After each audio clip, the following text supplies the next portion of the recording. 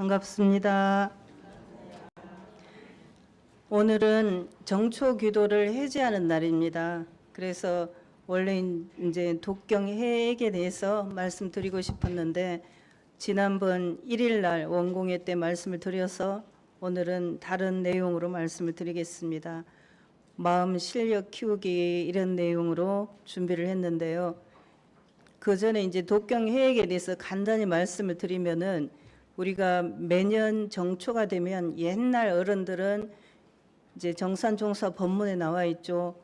소경이나 또는 그 스님을 불러서 독경을 하는 그런 기도를 했었죠.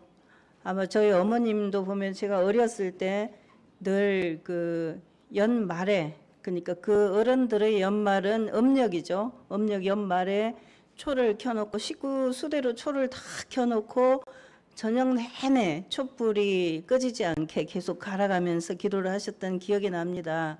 그런 기도의 정성, 그리고 교당에서도 매년 정초에 이제 가정을 돌아다니면서 기도를 하죠. 가정 기원 독경을 합니다. 근데 요즘은 너무 많기 때문에 이리교당 가정 기원 독경을 하려면 연말이 될 것 같아요. 그죠? 그러니까 다 못하고 교당에서 모여서 하는 것이 바로 정초 기도입니다. 어르신들은 거의 대부분이 개근을 하셨고 이제 직장에 다니는 분들은 오실 수가 없었죠. 그 정초 기도를 오늘 마무리하는 그런 내용입니다. 그래서 독경 해액이라고 할 때 그때 독경은 무엇을 말하냐면 이 경전을 읽는 것도 독경입니다. 독경. 그리고 이론상 서원문이나 영주, 청정주 이런 주문을 외우는 것도 독경이고, 그리고 경은 어떤 것이 있냐면 산경전. 오늘 눈이 다 녹지 않았기 때문에 미끄럽죠. 아, 눈이 오면 미끄럽구나 하는 것을 아는 것도 산경전이죠. 그와 같은 현실 경전을 보는 것도 독경이라 할 수 있습니다. 그러니까 우리가 독경을 매일매일 하면서 살고 있는데 그 중에서 늘 깨어 있으면 늘 독경을 하는 거고, 깨어 있지 못하면은 이제 보고도 본 바가 없는 독경을 못하는 그런 경우가 될 것입니다. 아마 우리 교도님들은 정초 기도를 하시면서 독경을 잘 하셨을 걸로 믿고, 또 교화협의회 방에 기호문도 올려놨으니까 기도를 식순을 다 갖춰서 못해도 아마 독경을 하셨을 걸로, 기도를 하셨을 걸로 생각이 됩니다.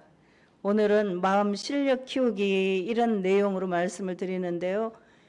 참 요즘에 어려운 일이 많은 것 같습니다. 어려운 일이 많은 것이 가자지구 전쟁이라든지 우크라이나 러시아 전쟁이라든지 LA 산불이라든지, 또는 어제 모스크바에서 전화가 왔는데 한국은 춥다면서요. 여기는 춥지가 않아요. 이렇게 얘기하는 거예요.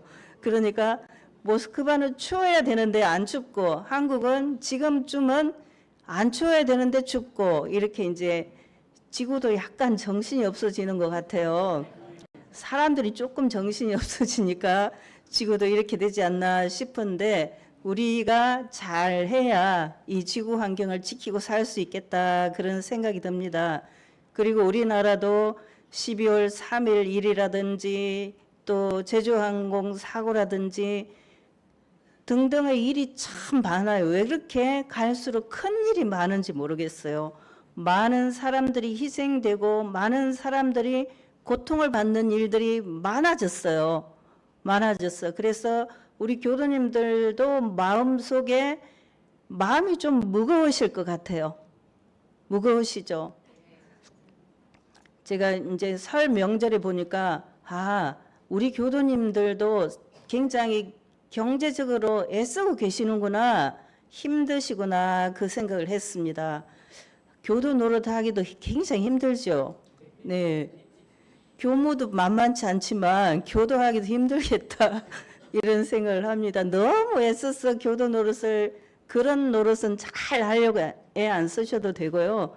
아무튼 공부를 열심히 해야겠다 이 생각을 하시면 좋겠어요. 정산종사 법문에 보면은 송죽의 가치는 상설이 드러나듯이 공부인의 가치는 순역 경계에 드러난다 그랬습니다. 지금 겨울에 추우니까 추울 때 추위를 이겨내고 자라는 그 남해 시금치라든지 이런 게 굉장히 맛있어요. 남해가 고향인 교도님이 계셨는데 남해에서 시금치를 보내면은 왜 이렇게 맛있는지 몰라요. 겨울에 그 추위를 이겨낸 시금치는 굉장히 힘이 있더라고요. 그래서 그 시금치 나물을 먹으면은 사람들도 기운이 나는 것 같아요. 각자의 난관이 있을 때나 교중의 난관이 있을 때, 우리 교중에도 난관이 있었죠. 난관이 있을 때 그 신앙의 가치가 더 드러난다 그랬습니다. 그리고 각자의 공부의 가치도 더 드러난다. 편할 때, 좋을 때는 모두 다 좋기 때문에 별로 차이가 안 나요. 그렇죠? 어려운 경계를 당하면은 그 사람이 얼마나 그 경계를 잘 이겨내냐에 따라서 실력이 드러나는 거죠. 실력이 드러납니다. 윤여정 배우가 그런 이야기를 해요. 사실은 그 사람은 부잣집 딸이고 젊어서부터 괜찮았죠. 그러는데 젊어서 자기 어릴 때는 47년생이래요. 그러니까 6.25도 겪었죠. 우리나라가 경제적으로 다 어려웠잖아요. 그때 가난하지 않은 사람 누가 있었어요? 다 가난했기 때문에 별로 문제가 아닌데 지금 젊은이들은 상대적 빈곤을 많이 느낀다. 그때 우리는 다 어려웠기 때문에 별로 경제적으로 어렵다고 생각 안 했다. 그런 이야기를 해요. 그런데 앞으로 세상은 어떤 세상이 될 거냐면은 빈곤의 상대적 빈곤이 더 심화될 거다. 이렇게 보고 있습니다. 잘 사는 사람 더 잘 살게 되고 못 사는 사람 더 어렵게 되고 그런 때가 올 수도 있다. 그런 이야기를 이제 경제인들이 하고 있죠. 그리고 정산 종사님께서 국가에서 군인을 양성하는 것은 뭐 하자고 하는 겁니까? 김대성님, 군인은 뭐 하자고 양성을 해요? 네, 맞습니다. 정확하게 경전 공부를 평소에 많이 하시나 봐요. 유사시에 쓰기 위해서 군인을 양성한다. 그렇게 하셨습니다. 엉뚱한 데 쓰는 것이 아니라 전쟁이 일어난다든지 나라에 큰 재난이 일어나면 그때 쓰려고 군인을 양성하는 거다. 그랬습니다. 도인이 그러면 마음 공부를 하는 것은 무엇 하기 위해서입니까?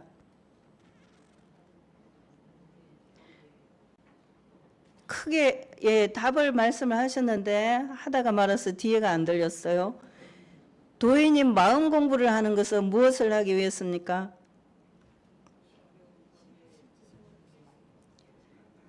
네, 경계를 당해서 마음 실력을 활용하자는 것이니라 그랬어요. 경계를 당해서 마음 실력을 활용하자는 것이니라. 군인을 훈련시키는 것은 유사시에 쓰자고 하는 거고 공부인, 도인, 우리들이 도인이기도 하고 공부인이기도 하죠. 우리가 공부를 하는 것은 마음 실력을 활용하자는 거다. 언제? 경계를 당해서. 근데 이 경계라는 것은 좋은 경계도 있고 안 좋은 경계도 있고 그렇죠.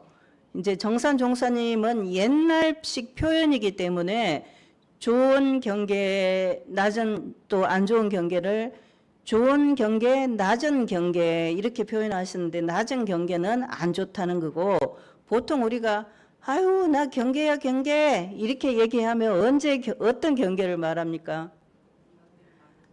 견딜 만한 거 아니 그게 아니고 안 좋은 경계를 경계라 그러죠. 역경을 경계다 이렇게 이야기를 합니다. 그러면은 전쟁이 일어났다든지 내란이 일어났다든지 산불이 일어났다든지 그런 문제가 생긴 것은 우리에게 큰 경계잖아요. 큰 경계요.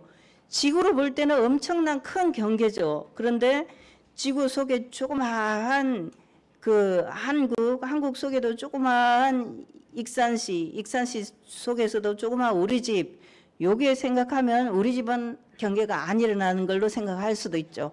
그런데 어떻습니까? 다 같이 가는 거죠. 같이 가는 거지. 우리 전 세계의 경기가 좋아야 우리나라도 경기가 좋아지죠. 트럼프나 푸틴이나 시진핑이나 큰 대국의 대통령과 지도자들인데 다 무엇을 위해서 일을 해요? 세계의 경제를 위해서 노력을 합니까? 자국의 경제를 위해서 노력하죠. 그러다 보니까 작은 나라는 그냥 고래 싸움에 새우 등이 터지는 거죠. 그렇게 하다 보니까 우리나라도 경제가 어려워졌어요. 어려워져. 경제가 어려워지면 기업하는 사람들이 굉장히 힘이 들게 되죠. 힘이 들게 됩니다. 우리가 이제 잘 알고 있는 것처럼 제일 건설이 힘이 든 것도 건설 경기가 안 좋기 때문에 그래요. 그것이 가장 근본적인 이유예요. 만약에 시대가 좋은 건설이 그냥 굉장히 잘 되고 아파트 분양이 너무 잘 된다 그러면은 나날이 좋아지죠. 좋아지지 안 좋을 일이 없어요. 그런데 이런 시절 인연을 당했기 때문에 어려움이 있는 거죠. 그래서 이거는 역경인 거죠. 역경을 당했다 이렇게 말씀드릴 수가 있고, 그 역경 속에서 우리 훈사님이나 정타원님이 힘드신 거예요. 얼마나 우리 교당에서 제가 보기에는 교화를 위해서 가장 노력 많이 하신 분이 훈사님이에요. 입교시키려고 애쓰시고 어디 식당에 가더라도 그 식당 사장을 입교시키려고 얼마나 애쓰시는지 제가 잘 알고 있어요. 그렇게 애쓰시고 그러셨는데 이런 큰 말하자면은 작은 회사 말고 전 세계적인 경기, 우리나라의 경기 이런 큰 파도가 오니까 작은 파도는 그냥 거기에 휩쓸려 버리는 거죠. 그런 상황이라고 보시면 됩니다. 그래서 오늘 예보에 있는 정산종사 법문 이 내용을 준비를 했어요. 우리가 법문을 읽지만 한문으로 된 것을 잘 못 읽고, 제가 이제 교구에서 매일 그 회의할 때 경전 봉독을 하면 한문으로 된 거는 잘 못 읽기도 하고 읽지만은 뜻을 잘 모르고 그런 경우가 있어요. 그래서 이 공부를 해보고자 합니다. 같이 예보를 보시면서 하시면 되겠습니다. 제일 앞에부터 보시면 송죽이 경설 득기절 이렇게 돼 있죠. 송죽, 소나무와 대나무는 상설, 서리와 눈, 그러니까 이거는 추위, 바람 이런 것을 생각할 수 있겠죠. 상설을 지냄으로써 지냄으로써 그 절개를 얻고, 소나무와 대나무들은 매서운 겨울의 한파를 견딤으로써 그 절개를 얻고, 다음 보살이 인욕 양기심이라. 보살은 인욕으로서 욕됨을 참는 것으로서 그 마음을 기르나니 그랬습니다. 보살은 인욕으로서 그 마음을 기르나니, 참을 인자가 세 개면은 살인도 면한다 그런 말이 있어요. 우리가 정말 참기 어려운 때가 많이 있잖아요. 살다가 보면 정말 아이고 못 참겠네 그런 생각이 들 때가 있어요. 어떤 교도님이 너무 힘들어서 아이고 원불교가 나 죽이네 이랬대요. 그게 어떤 원불교가 나 죽이는 거냐면, 교당에서 맨날 잘 마음 공부를 하라고 그랬는데 화가 나서 못 살겠는 거예요. 그러니까 화를 낼 수도 없고, 그래서 한 말이 원불교가 나 죽이네 이렇게 했다는 거예요. 혹시 원불교가 나 죽이는 분들이 있어요? 네, 원불교가 아니고 원불교 공부를 잘 못하는 내가 나 죽이네 이렇게 해석해야 맞아요. 혹시 또 해석을 잘 못하시면 안 됩니다. 보살은 어떤 사람인가? 문수보살이 유마거사에게 문병을 갔어요. 유마거사가 병을 칭하고 나오지를 않아요. 유마거사는 정말 대단한 분이죠. 병을 칭하고 나오지 않아. 그래서 문수보살이 문병을 갔더니 중생이 병이 들어있는데 내가 어떻게 건강할 수가 있냐 이렇게 대답을 했습니다. 세상에 병 들어있는데 내가 어떻게 건강할 수 있냐 이런 이야기입니다. 이 세상이 어지러운데, 세상이 어려운데 그 어려운 세상에서 나만 좋다고 할 수가 없다. 그런 이야기죠. 그래서 중생의 병이 다 나을 때까지 나는 안 나온다. 그런 이야기입니다. 지장보살이 지옥 중생이 다 제도 될 때까지 지옥에서 그 제도 사업을 한다. 이렇게 하시는 거하고 같은 이야기죠. 보살은 부처가 되기 전 단계를 보살이라고 이야기를 하는데 우리들을 좀 더 좋게 높여서 말하자면 불보살이 되자고 하는 사람, 이미 이제 불보살이 된 분도 있고 되려고 노력하는 분도 있고 이제 시작한 분도 있고 차이는 좀 있겠지만 다 불보살이 되려는 사람들이죠. 불보살이 되고 싶어서 여기 와 있습니다. 아이고 눈이 와서 미끄러운데 안 가면 어떨까 이렇게 생각하다가도 아유 내가 불보살이 돼야 되는데 안 가면 되겠나 해서 오셨죠? 네, 그래서 우리 교도님들은 다 아마 불보살이 되실 거예요. 근데 차이가 조금 있을 수 있어요. 개인차. 어떤 차이가 있을까요? 불보살이 다 되긴 할 텐데 차이가 있어. 어떤 차이가 있겠어요? 사람마다 달라요. 김원백이 뭐 어떤 차이가 있어요? 각자 개인에게 기일의 차이가 있겠죠. 기일의 차이. 어떤 사람은 일찍 될 거고 이 생에 다 될 수도 있어요. 어떤 사람은 엄청 오래 걸릴 수도 있고 그래요. 그런데 누가 빨리 될 건지 늦게 될 건지 그거 보면은 다 보이거든요.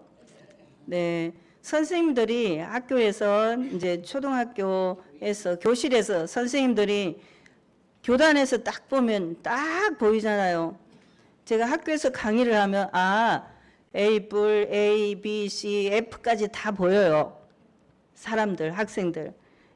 그리고 대학원에서 보면 이렇게 한번 착 보면 누가 결석했구나. 그거를 딱 알거든요. 근데 이리교당에서는 조금 모르겠더라고요. 그래서 혹시 제가 모를까봐 살짝 숨어서 그렇게 하지 마시고 거의 다 알아요. 그래도 그러니까 그런 줄 아셔요. 보살은 인욕으로서 그 마음을 기른다 그랬습니다. 송죽은 상스를 지냄으로써 절개를 얻고 보살은 인욕으로서 그 마음을 기르나니 인욕지공. 인욕의 공부는 초여순. 처음에는 뭐 같아요? 죽순 같아요. 죽순은 어떻습니까? 매우 부드럽죠. 매우 부드러워요. 그런데 죽순이 비가 오고 잘 자랄 때는 그런 것을 우후 죽순이다 이렇게 얘기하죠. 비가 오고 잘 자랄 때는 하루에 60cm가 자란대요. 하루에 60cm면 2자 정도 되니까 엄청 많이 자라는 거죠. 처음에는 죽순 같고 중여죽, 그 중간쯤은 대나무 같고 죽순하고 대나무는 어떤 차이가 있습니까? 죽순도 키는 대나무처럼 쏙 자라 있어요. 그런데 죽순은 부드러워서 쉽게 꺾이죠. 그런데 대나무는 단단해서 바람이 불어도 바람에 흔들려도 잘 꺾이지가 않는 것이 대나무죠.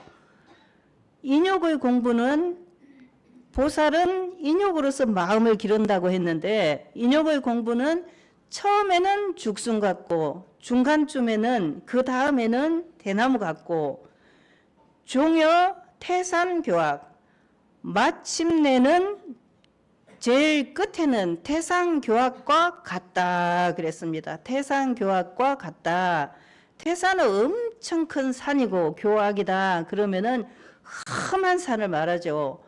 악자가 들어간 산은 다 험한 산이에요. 무슨 산이 있어요? 설악산, 치악산 이런 건데 치악산이 작아 보여도 엄청 올라가기가 힘들어요. 돌이 너무 많아가지고. 그런 태산 교학 같아서 만세 불발지력이라 만세에 뽑히지 못할 힘이 있다 그랬습니다. 인욕의 공부가 처음에는 죽순같이 부들부들하고 연약하지만은 다음에는 대나무같이 단단해지고 그 다음에는 태산교악같이 굳건하다, 그런 이야기죠. 태산교악을 어떻게 하겠어요? 우리가 설악산이나 치악산이나 이런 걸 우리가 그냥 부드러운 흙으로 만들 수 있을까요? 물론 그것도 영겁의 세월을 지내면 흙이 다 되고 나중에는 산이 없어지기도 하겠죠. 그렇지만은 우리가 살아있을 때는 불가한 일입니다. 마침내는 태산교악 같아서 만세에 뽑히지 못할 힘이 있다. 이 만세에 뽑히지 못할 힘, 엄청 대단한 힘인 거죠. 엄청난 힘이 있다는 것입니다. 그래서 회심지공, 여기는 회자는 넓힐 회자죠. 마음 넓히는 공부는 초역에, 이제 그 앞에 하고 거의 라임을 맞춘 거죠. 초역에 처음에는 시내 같고, 시냇물은 졸졸졸졸 이렇게 가느다랗죠. 중여강, 그 다음에는 강 같고, 강은 제법 넓어지고 물줄기도 거세죠. 종여 대해창량, 마침내는 대해창량, 정말 엄청난 큰 바다 같아서 유불가사의 지량야, 불가사의한 영량이 있나니라 그랬습니다.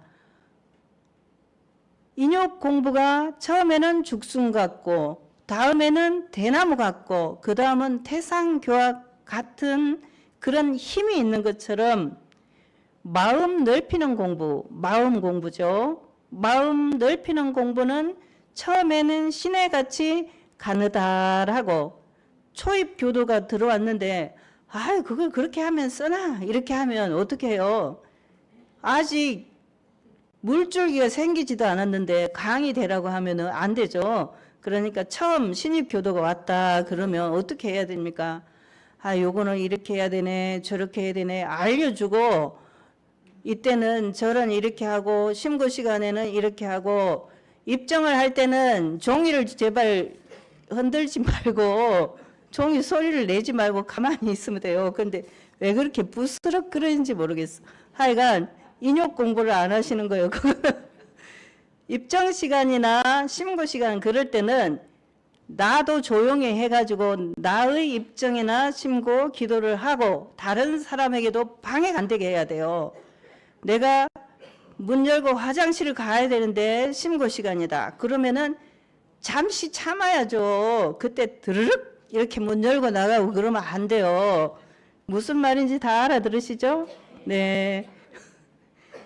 나무라는 게 아니라 그게 예의고 공부예요, 공부. 군인이 훈련을 받는 것은 유사시에 쓰기 위함인데 우리가 마음 공부를 하는 것도 그와 같다고 했잖아요. 그러니까 공부를 60년 한 사람이나 한 달 한 사람이나 같으면 안 되죠. 훨씬 차이가 나야죠. 우리 어르신들이 60년 이상 한 분도 많으니까 그냥 태상교악같이 탁 이렇게 계시는 것이 오래 공부하신 분들이에요. 그래서 정말 인욕의 공부와 태산교악같이 되는 것처럼 마음 넓히는 공부도 대창량 같아서 정말 불가사의한 영향이 있다 그랬습니다. 우리가 기도를 하거나 그렇게 오래오래 하고 보면 무슨 힘이 생깁니까? 마음의 힘이 생기죠. 마음의 힘이 생겨요. 그래서 그거를 제가 제목을 마음 근육이라고 말을 할까 하다가 그런 말은 또 너무 그런 것 같아요. 그래서 마음의 힘이라고 그렇게 했는데 마음에도 힘이 생겨요. 우리가 운동을 많이 하면 몸에도 근육이 생기죠. 그런 것처럼 마음 공부도 많이 하면 마음에 근육이 생깁니다. 마음에 힘이 생겨요. 그래서 객진지요요. 객진의 요요함은 이때 객진이라고 하는 것은 객지에서 맞는 여러 가지 어려움을 객진이라고도 해요. 그리고 티끌처럼 미세하고 수가 많고 그래서 너무너무 조그만 번뇌가 많죠. 그걸 객진이라고 합니다. 우리가 막 5만 가지 생각을 한다 그러잖아요. 5만 가지 생각. 그 5만 가지 생각 중에 쓸만한 생각이 몇 가지나 될까요? 5만 가지 생각이 객진 번뇌예요. 객진. 그런데 그 5만 가지 걱정 중에서 정말 유익하고 쓸만한 것은 몇 가지가 안 되죠. 몇 가지도 없다 그러면 큰일이고 몇 가지가 안 되는 좋은 걱정도 있어요. 좋은 걱정. 그러니까 그 몇 가지 안 되는 것은 잘 해야 되죠. 객진의 요요함은 수조모의 변환이라 비록 조석으로 변환하나 우리 마음이 어떻습니까? 늘 한결같아요. 이랬다 저랬다 이랬다 저랬다 그래요. 그래서 아이고 이래 볼까 하다가 그래 그럼 그러자 이렇게 정리를 했는데 또 조금 더 생각하면 아니 이렇게 하는 게 낫겠는데 이렇게 생각해갖고 이랬다 저랬다 이랬대 저랬대 그렇게 마음이 잘 바뀌어요. 마음이 이제 태산교화같이 된 분들은 안 바뀌겠죠. 대창량같이 된 분들도 안 바뀔 거예요. 그런데 아직 공부가 좀 미숙하면 바뀌는 횟수가 잦아요. 잦아. 만약에 내 친구나 우리 가족 중에서 자꾸 이랬다 저랬다 하는 사람이 있다면 아 공부가 필요하구나 이렇게 생각하면 돼요. 공부가 안 됐네 이렇게 하는 게 아니라 공부가 필요하구나 이렇게 하면 됩니다. 요요라는 것은 우리가 그 요요 뭐 이렇게 하는 것도 요요라고 하는데 흔들리는 걸 말해요. 객진이 흔들리는 거, 번뇌가 흔들리는 것이 그냥 너무나 조변 섞게 한다 그런 이야기입니다. 그 다음은 진성지여여. 그 다음 글자가 뭘까요?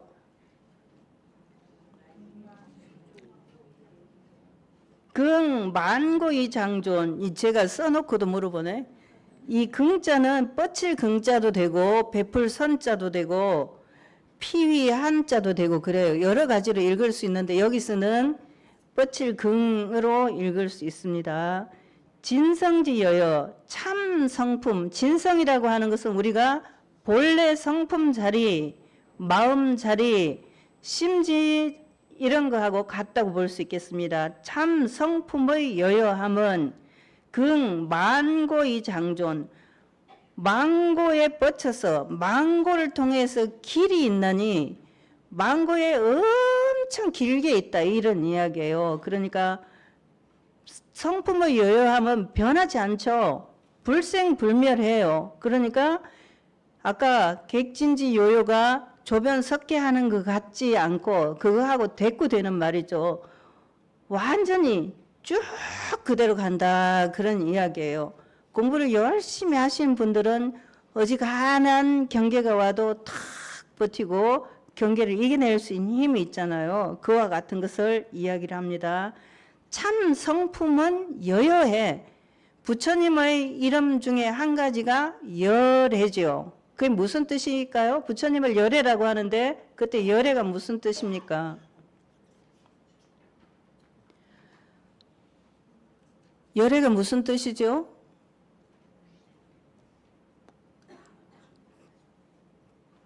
오나 가나가 똑같은 것을 열애라고 해요. 항상 똑같은 거. 그래서 진성지 여여 이거하고 같은 말이에요. 참 성품이 여여한 그런 분을 열애다. 부처님이다. 그렇게 말합니다. 다음 불충물이 물을 따라 옮기지 아니하면 물이라고 하는 것은 물건. 우리가 이제 물을 따라서 마음이 옮겨요. 어떤 사람이 그러더라고요. 생일이 되면 선물을 주잖아요. 그러면은 주고받는 물건 속에 그렇게 얘기하는데 사실은 뭐 그게 사실은 아닌 것 같기도 해요. 그렇지만 그렇게 표현을 하잖아요. 물을 따라 마음이 옮기지 아니하면 우리는 물을 따라 마음이 옮기는데 누가 나에게 엄청 비싼 선물을 줘요. 그러면은 부담스럽기도 하지만 또 좋지요. 아유 그런 걸 왜 줘요? 이렇게 하지만 좋아요. 좋아. 그런데 시명상근이라 여기서는 우리 보통 사람들은 물을 따라 마음이 옮겨요.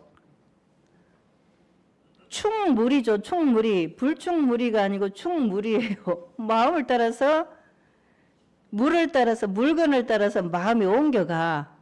친구가 비싼 핸드백을 나한테 선물을 해줬어. 그러면 좋잖아요. 그래서 아이고 뭘 이런 걸 다 이렇게 하면서 인터넷 유머에 있잖아요. 선생님한테 학부모가 뭘 갖다 주면 뭘 이런 걸 다 하면서 이렇게 자기 개로 잡아당기는 거. 물을 따라서 물건을 따라서 마음이 옮기지 않으면 시명상근, 상근기라 신성품에 보면은 하근기, 중근기, 상근기에 대해서 나오죠. 이게 상근기라 그런 사람을 상근기라 이름한다 그랬습니다. 회강반조 시위불도라. 회강반조 우리 많이 쓰는 말이죠. 회강반조가 무슨 뜻입니까? 빛을 돌이켜서 자성에 비치면 회강반조 빛을 돌이켜서 자성에 비치면 시위불도라 이것이 곧 불돈이라. 빛을 돌이켜서 자성에 비치면 이것이 불돈이라. 우리가 공부할 때 뭐 하자는 공부냐? 늘 우리가 심고 기도하고 기도문에도 있고 천도지 지낼 때 거기도 있고 하는 것이 뭐 하자고 돼 있습니까? 결국은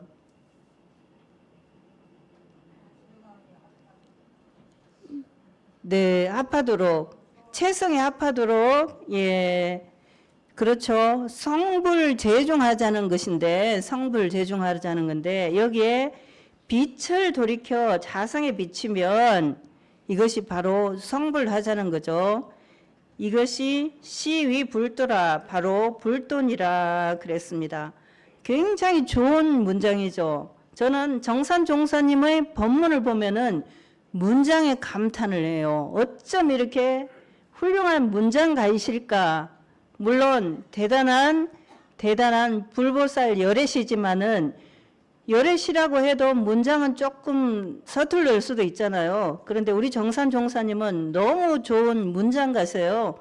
정산종사님 지금 우리가 쓰고 있는 예문 예전에 정산종사님께서 만드셨기 때문에 거의 다 정산종사님의 문장이에요. 이제 우리 부모님이 돌아가셔가지고 부모증 고사를 쓰라고 예문을 드리죠. 그 예문보다 좋은 고사를 본 적이 없어요. 물론 이제 자기 진정을 말하는 어머니가 그때 저를 이렇게 사랑하시고 저렇게 사랑하시고 그거는 다 다르지만 정산종사님의 문장같이 훌륭한 문장을 본 적이 없어요. 지금 우리가 이 정산종사님의 법문을 보면서 군인이 훈련을 하는 것은 유사시에 쓰기 위해서고 사용하기 위해서고 공부인이 마음 공부를 하는 것은 경계를 따라서 마음 역량을 키우기 위해서다 그러셨어요. 지금 우리는 마음 역량을 키우고 있는 중이에요. 계속 키우고 있죠. 낙순물에 돌에 홈이 파이죠. 낙순물이 정말 작죠. 죽순보다 더 여리죠. 그런데 그게 오래 계속 들어지면 그 돌이 패여가지고 나중에 이제 이런 구멍이 생긴단 말이에요. 그런 것처럼 공부를 오래 하시면은 대창량 같은 힘, 태산교학 같은 힘을 얻으시게 된단 말이에요. 그러면은 우리가 경계를 당할 때 경계가 많잖아요. 조그마한 경계, 큰 경계, 그런 경계들이 많아요. 그 경계를 당할 때에 잘 이겨낼 수 있는 힘을 얻게 된다. 그런 이야기입니다. 조그마한 경계는 나 혼자서도 이겨낼 수 있어요. 그런데 큰 경계는 어떻게 해야 돼요? 힘을 합쳐야 되죠. 힘을 합쳐야 돼. 누가 어려움을 겪고 있다. 그러면 아유 내가 어떻게 도와줄까? 이렇게 생각하셔야 되는 거죠. 만약에 내가 어려움을 겪고 있다. 그때 누가 지나가는 말로라도 아이고 힘들겠네 이렇게만 해줘도 고마운 거예요. 그리고 구체적으로 도움을 준다면 더 고맙죠. 그 고마운 것을 우리가 느끼고 같이 힘을 보태야 되는 거죠. 누가 잘할 때 아이고 자네 그렇게 잘하니까 참 좋다. 좋아. 잘하는 것이 보기 좋네. 이렇게 말해야지. 아이고 뭐 하려고 그래. 이랬던 사람이 있대요. 누가 총검사님께 시범금을 많이 내려고 했다는 거예요. 그랬더니 옆에 있는 사람이 아이 뭐 하려고 그래. 이랬답니다. 그렇게 하면은 그 사람은 자기도 복을 못 짓지만 옆에 있는 사람도 복을 못 짓게 하는 죄를 짓게 되는 거예요. 그러니까 괜히 쓸데없이 남도 복을 못 짓게 하고 자기는 죄를 짓고 그러면 바보죠, 바보. 예, 우리는 공부하는 사람들이기 때문에 군인이 유사시에 쓰기 위해서 훈련을 하는 것처럼 늘 원불교의 장점은 훈련법이잖아요. 그 훈련법을 통해서 공부를 계속해서 마음이 처음에는 죽순 같고 나중에는 대 같고 그 다음에는 태상교합같이 되고 처음에는 시내 같고 그 다음은 강 같고 그 다음은 대창량같이 되는 그런 공부를 함께 하십시다. 그러시겠죠? 예, 감사합니다.